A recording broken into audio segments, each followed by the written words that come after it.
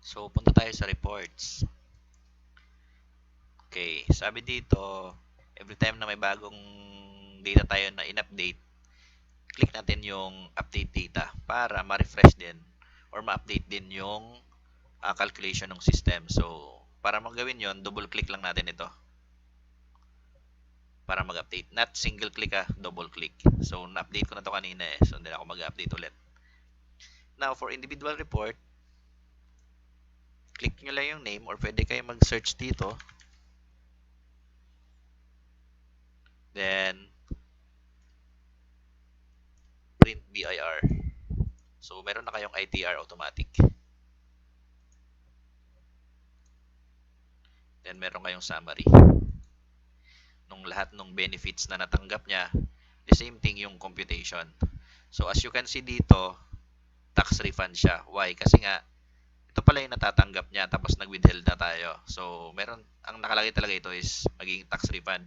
Pero, as time na naglalagay tayo ng mga compensation niya, lalaki din naman yung taxable compensation niya at magkakaroon talaga siya ng tax withheld.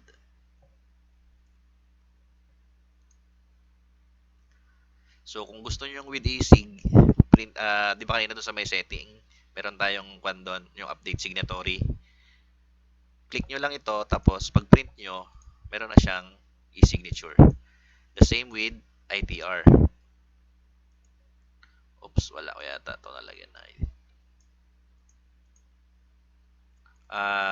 Hindi ko lang na-update sa signatory pero supposed to be dapat may signature na dito.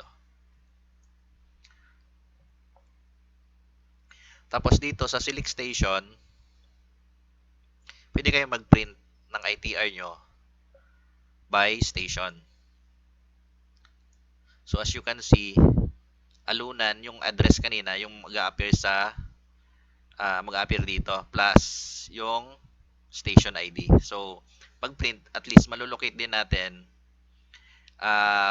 kung saan natin i-distribute yung ITR using the station ID. Ito na yung kwan kanina, meron siyang e-sig.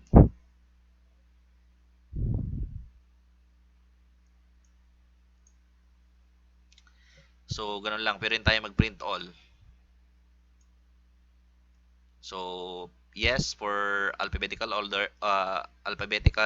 ordered or no to print station order. So, kung alphabetical, ito yung lalabas with e-sig na siya. With e-sig siya kasi nga naka-check to. Pero pag in-check natin yan, pag print natin nito, wala siyang e-sig. Okay? So, ganun lang yung pag-print natin.